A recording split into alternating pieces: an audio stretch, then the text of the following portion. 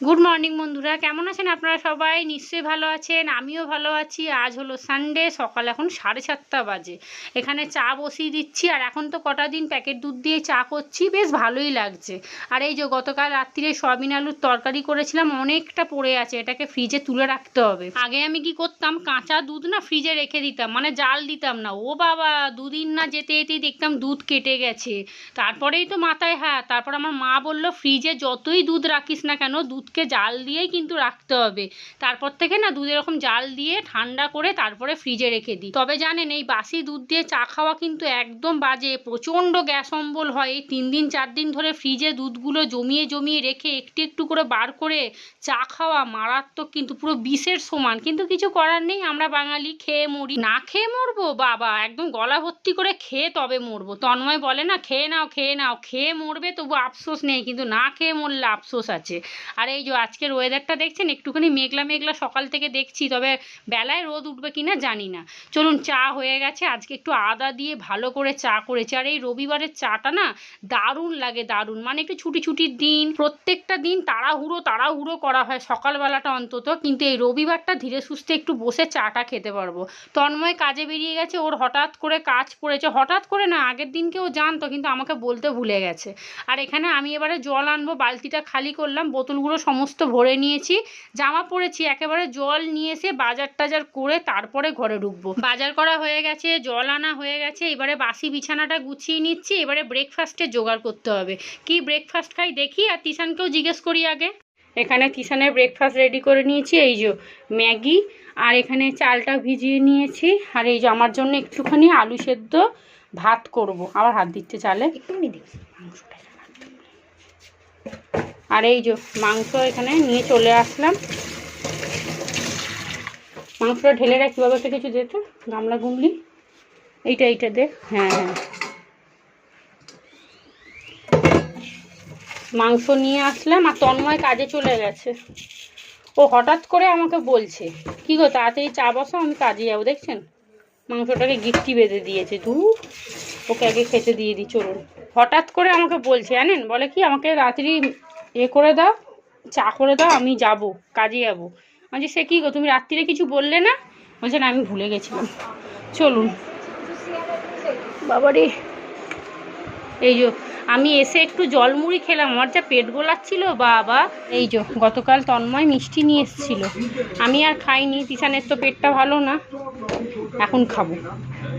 আর ঠান্ডা তো একটু বার করে রাখি, তাহলে খেতে পারবো। আর এখানে আমার জন্য ভাত বসিয়ে দিয়েছি, মাংসটা ধুয়ে নিয়ে চলুন বাবা। আর সয়াবিনের তরকারিটা একটা জায়গায়, ছোট জায়গায় ঢাললাম, ঢেলে ফ্রিজে রেখে দিয়েছি, নষ্ট হয়ে যাবে, এখন গরম পড়ে যাচ্ছে না। আর কাপগুলো যখন তখন যাবে, দেখুন না। আর আজকে শুক্তো করব, শুক্তো গরমে আমাদের প্রথম শুক্তো হবে আজকে। আগে আমাদের যখন মাংস আনতাম তখন শুধু লেগ নিয়ে আসতাম, এখন কি করি, লেগ আর সলিড মিশিয়ে নিয়ে আসি। সলিড দেয় না, মানে ছেলেটা যেহেতু প্রত্যেকবার মাংস দিয়ে দিয়ে অভ্যাস হয়ে গেছে, তো ওই জন্য ওকে আমি বলে দিই, তাহলে সব কিছু মিলিয়ে দাও, কিন্তু বাবা সলিড দিও না। 1 পিস সলিড যদি পড়ে সেটা আমার পাতেই পড়বে। তবে তন্ময় এখন 2-1 পিস সলিড খায়। কিন্তু কি বলুন তো, ওই ছিবড়ে মাংস যেগুলো দেখবেন বড় বড় মুরগি, বিচ্ছিরি লাগে খেতে, একদম খাওয়াই যায় না, পুরো সেই চিবিয়ে ফেলে দিতে হয়। আর পয়সা দিয়ে জিনিস নিয়ে আসবো, ফেলে দিতে কতটা গায়ে লাগে বলুন তো। আমি তো সেই ছিবড়েগুলোকে চিবিয়ে চিবিয়ে কোনো রকমে খাই। যখন দেখি যে না বাবা, গলা দিয়ে নাববে না, গলায় আটকে মরবো, তখন আমি কি করি, ফেলে দিই। তো চলুন, ওই জন্য এইবারে বলে দিয়েছি, এইবারে না 2-3 খেপি ও আমাকে সলিড মাংস দিচ্ছে না, হাড় মিলিয়ে মাংসগুলো দেয়। তো এখন আর লেগ নিয়ে আসি না, সব রকমই। আর এখন মাংসর দাম কি বেড়ে গেছে, ওরে বাপরে। আমাদের এখানে চিকেনের দাম এখন হয়ে গেছে 240 টাকা কিলো। সবজিপাতি এখানে সব কেটে নিয়েছি। এই যে মাংসর জন্য এখানে আলু কেটে নিয়েছি, ভালো করে ধুতে হবে। আর এখানে মাংসর টমেটো মনে হয় একটু বেশি হয়ে গেল। আর এই যে পেঁয়াজ কুচিয়ে নিয়েছি। মাংসর জন্য আদা রসুন কাঁচা লঙ্কা একটু জিরে দিয়ে পেস্ট করব। আদা রসুন বাটা আছে, তবে ওইটুকুতে হবে না। আর এখানে আজকে শুক্তো করব, শুক্তোর ওই যে উচ্ছে। আর এখানে কি সবজি দিয়েছি বলে দিই, রাঙালু, বেগুন, আর হচ্ছে কাঁচকলা, আলু, ডাঁটা। তবে জানেন, আমি রাঙালু কিনে নিয়ে এলাম, বেগুনটা যে কিনে নিয়ে আসবো আমার মনেই নেই, দেখুন। আর এগুলো সেই মা যে বেগুন দিয়েছিল, গাছের বেগুন, 2খানা ছোট ছোট, এইটাই ছিল, এটাই এখন কেটে দিয়ে দিচ্ছি। শুক্তোয় বেগুন না হলে হয় বলুন তো। আর টিউশন পড়তে বসে গেছে, ওর তো আগামীকাল থেকে পরীক্ষা। বেগুনগুলো দেখুন দানায় ভর্তি। তিশানকে যদি এখন বলি না একটু বেগুন এনে দে, যাবে না, জানেন তো। এই বেগুনগুলো দেয়া যায় বলুন? হ্যাঁ, এই যে দেখুন কি অবস্থা, বড় বড় দানা একবারে, দেখছেন। যাই হোক, চলুন শুক্তো করব, একটু দুধ দেবো আর সর্ষে পোস্ত পেস্ট করতে হবে। কাটাকুটি হয়ে গেছে, এবারে ধোবো, সব ধুতে হবে। বাবা, শুক্তো সবজি কাটতে জানেন তো অনেকটা সময় লাগে টুকটুক করে। শুক্তো খেতে ভাল লাগলে কি হবে, কষ্ট করতে হবে। এই চুবড়িটাকে সরালাম কারণ আজকে শুক্তো হবে তো, দেখছেন কিরম জ্বালাতন করে। শুক্তো হবে তো একটু জায়গা লাগবে, সবজিপাতিগুলো রাখবো। হয়ে গেছে আমার ভাত, হয়ে গেছে। চালটা দেখুন ফুলে ফেপে কতটা হয়ে গেছে। ভাতটা বসিয়ে দেবো। আজকে একটু সরু চাল করলাম। এই চালটা আমাদের বাড়িতে সারা মাসের জন্য আসে না, আমি কিছুটা এনে রাখি। এই রবিবার একটু মাংস হলে, একটু ভালো মন্দ যখন রান্না হয় তখনই আমি করি। চালটা 85 টাকা কিলো, ওই জন্য আমি আনি না। আর একটু ভিজিয়ে রেখেছি, লম্বা লম্বা হবে আর ঝরঝরেও হবে। ব্যাস, 85 টাকা কিলো যদি চাল নিয়ে আসে, সারা মাস খাই না। তন্ময়কে আর দেখতে হবে না, দূর করে দেবে আমাকে একদম এখান থেকে। বলবে যাও তোমার বাড়িতে গিয়ে তোমার বাবাকে বলবে 85 টাকা কিলো চাল আমাকে খাওয়াও। চলুন মশলাগুলো পেস্ট করব, তবে আগে সর্ষে পোস্তটা পেস্ট করব, নাহলে না গন্ধ ছেড়ে যাবে। যদি আগে আদা রসুন পেস্ট করি, গোটা জিরে দিয়ে একদম ভালো করে পেস্ট করে নেবো, একটা বড় করে ঝোল করব। গুড মর্নিং বন্ধুরা, কেমন আছেন আপনারা? সবাই নিশ্চয়ই ভালো আছেন, আমিও ভালো আছি। আজ সানডে, সকাল এখন 10টা 40 হতে যায়। এই সবে কাটাকুটি পর্ব শেষ হলো, দেখছেন কথা বলতে পারছি না। আর খাবো, ভাত খাবো আর একটা ডিম সিদ্ধ বসাবো। মিষ্টি একটা খেয়েছি আর মুড়ি জল একটু খেলাম। মানে আমি এবার থেকে ভাবছি সকালবেলা উঠে চা খাওয়ার আগে অল্প করে একটু জল মুড়ি ভিজিয়ে খেয়ে নেবো, নাহলে আমার এত পেট গোলাচ্ছে না। আমি যখন বাজার করতে গেছি আমার পেট পুরো জ্বালা জ্বালা করছে একদম, মানে পেট এত হাঁ হাঁ করছে খিদের জন্য। তো তখনই ভাবছিলাম একটু জল মুড়ি খেলেই ভালো হতো। আর বাইরে যা রোদ উঠেছে, ওরে বাপরে। যাই হোক, চলুন ঘরটা ঝাঁট দেবো, মুছবো। তিশান পড়তে বসে গেছে। আর এক বালতি জল নিয়ে চলে আসলাম, ভাবলাম যে জামাটা পরেছি এখন যাই, যদি কলে জল থাকে নিয়ে আসবো, না থাকলে তো ব্যাস হয়েই গেল। এই যে তিশান এখানে পড়তে বসে গেছে। আর এই লাইটটা এই ঘরে লাগিয়ে খুব বড় ভুল করে ফেলেছি। কেউ লাইটটা জ্বালায় না, আমিও জ্বালাই না। এই লাইটটাকে ভাবছি খুলে মায়ের ঘরে করে দেবো। এটা বেকার বেকার, তন্ময় বলছে কেউ জ্বালায় না কিছু না, শুধু শুধু লাগিয়েছো শো করতে। আর আমাদের এই যে এলইডি লাইটটাতেই মোটামুটি পুরো ঘর আলো হয়ে যায়, এইটাকে মায়ের ঘরে করে দেবো। এমনিও মায়ের ঘরে না একটা লাইট লাগবে জানেন।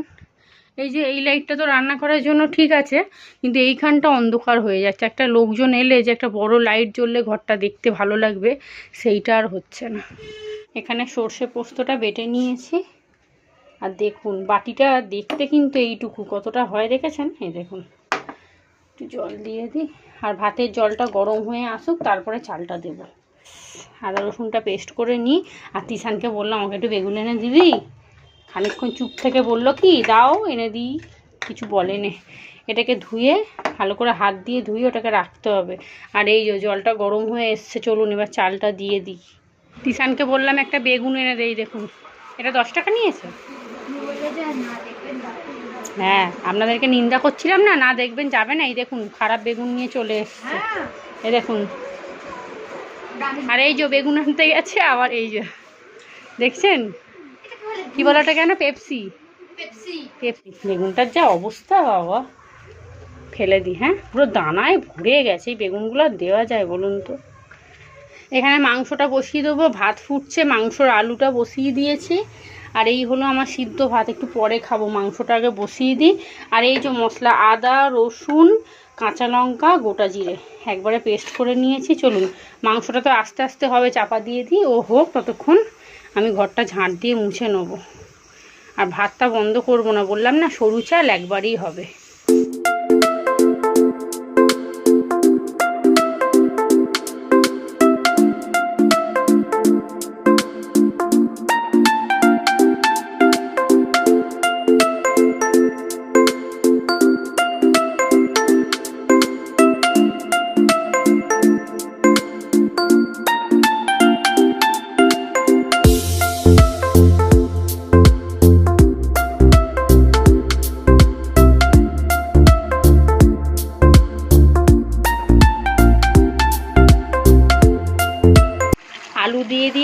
দেখুন কতটা কাশ্মীরি লঙ্কা দিলাম, তারপরও লাল হয়নি। কাশ্মীরি লঙ্কাতেও এখন তার মানে ভেজাল মারছে। মানুষের ভিতরে ভেজাল হয়ে গেছে, আর মশলাপাতি তো দূরের কথা। চলুন, ঘরটা ঝাঁট দিলাম, বাইরেটা ঝাঁট দিলাম, একটু ব্লিচিং ছড়ালাম বাইরেটাতে। কি গরম যে লাগতেছে না, আপনাদেরকে কি কইব। ব্যাস। আর এই যে কিষান যে বেগুনটা নিয়ে এসছে, অর্ধেকটা পোকা, ওখান থেকে কেটে কেটে এরকম করে বার করেছি।